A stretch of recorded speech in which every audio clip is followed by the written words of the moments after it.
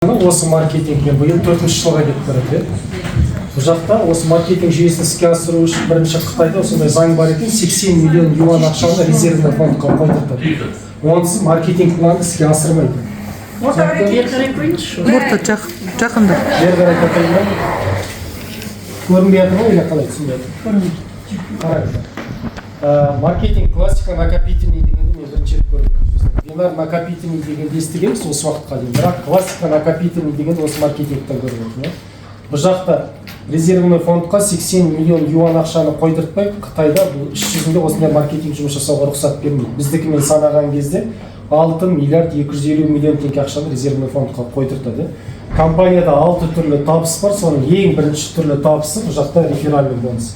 Реферальный бонус 5 линиядан 5 поколений дейін түседі. Қытайда өздерінде 5 ұрпақтан түседі деп атайды. Минимальный вход 26 500 теңгеден басталады. Оған өзіңізге я көз өнімін, я манағы спрейді аласыздар. Бір өнім алып бастайсыздар, 10% сіздерге реферал түсетін болады. Повторно покупкадан 10% сізге скидка береді.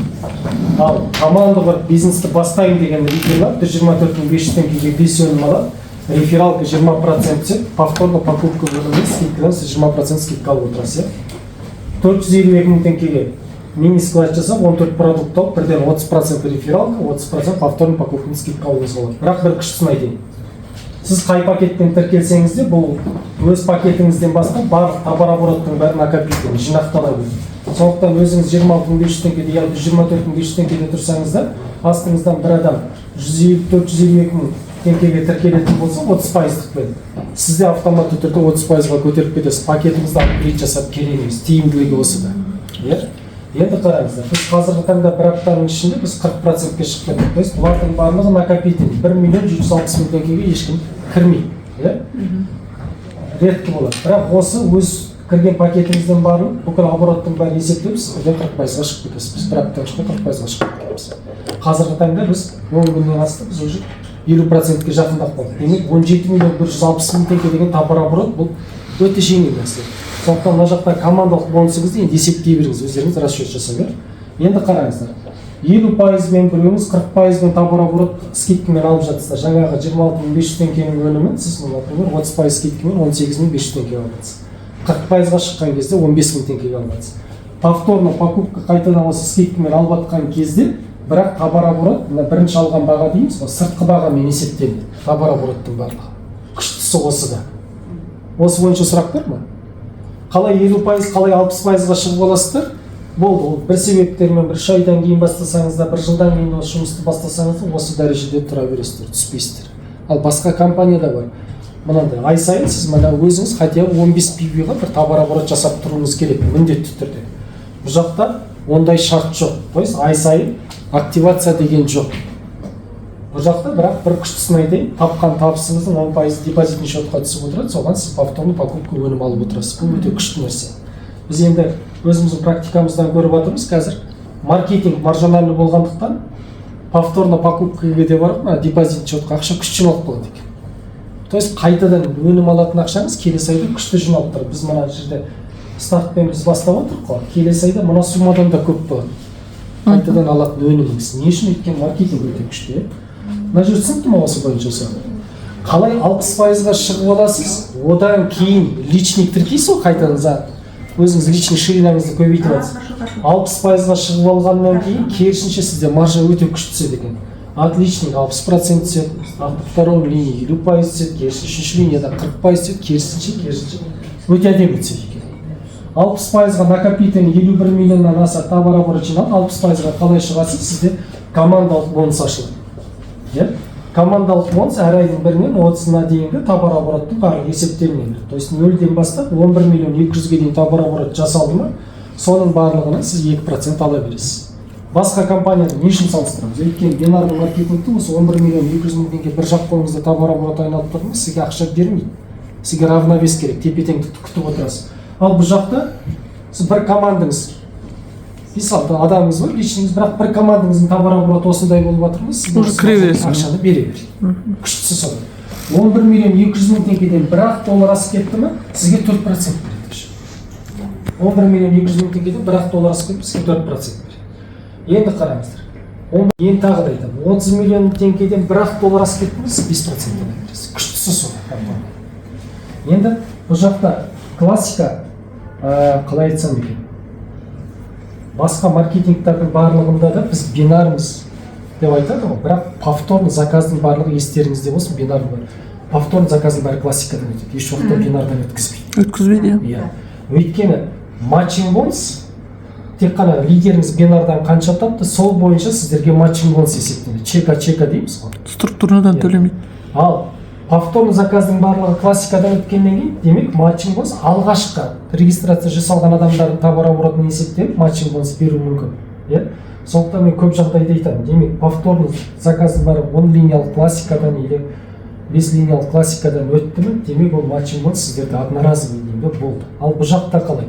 Бірінші заказыңызда, повторный заказыңыздың барлығы классикадан өткендіктен бұл жақта матчинг бонус сіз тұрақты түрде ай сайын алып отырасыз. Енді қараңыз, мен матчинг бонуста бірін секіріп кеттім.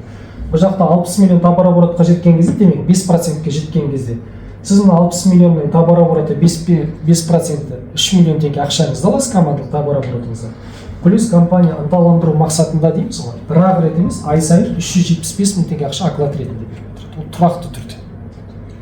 Қазіргі таңда Ардақ ханым, жаңа сіздерге продукт өнімін түсіндіріп кеткен кісі, ол кісі қазіргі таңда 188% пен 9% аралығында. Демек, товарооборотының 8%-ін алып отыр, ай сайын және тұрақты түрде 750 мың теңге оклад алып отыр.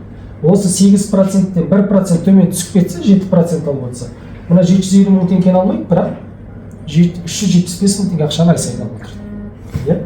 Мен көрген Қытайда барған кісілер, лидерлер, осы алғашқы 3 түрлі табыстың өзінен айына 75 миллион, 150 миллион теңге айына тауып отыр. Осы алғашқы 3 түрлі табыстың өзінен.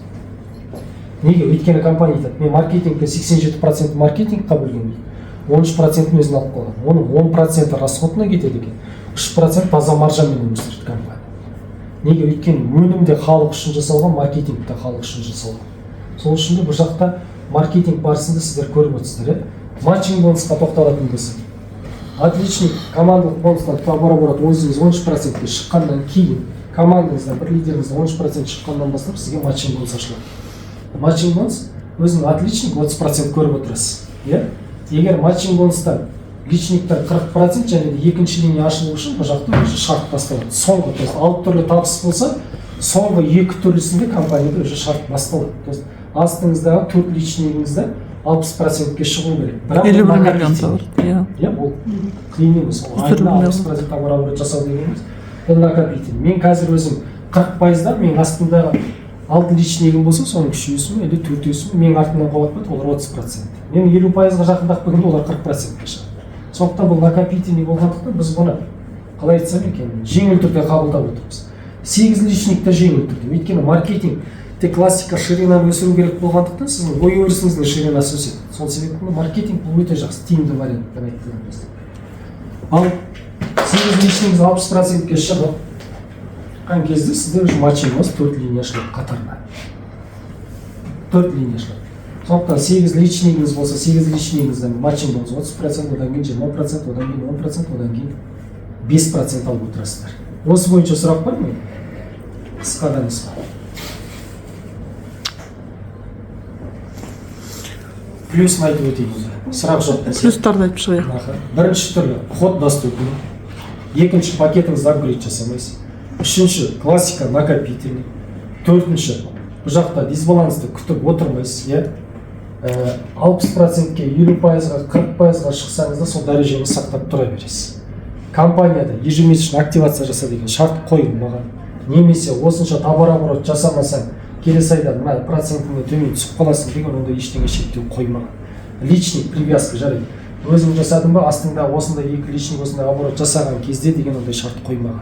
Бірақ бір күштісін айтайын. Басқа компаниялардағындай емес, осынша товарооборот жасасаң қыдыртам, осынша товарооборот жасасаң машина беремін, осынша товарооборот жасасаң үй беремін деп айтқан жоқ біз жерде.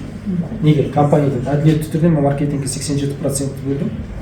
Табыс тауып өздеріміз сатып аламыз.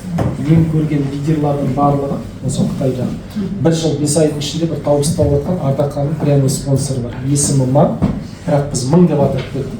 Айлық табысы 75 миллион теңге. 1 жыл 5 айдың ішінде. 1 жыл 5 айдың ішінде? Иә. Статустары бар ма, жоқ па? Статус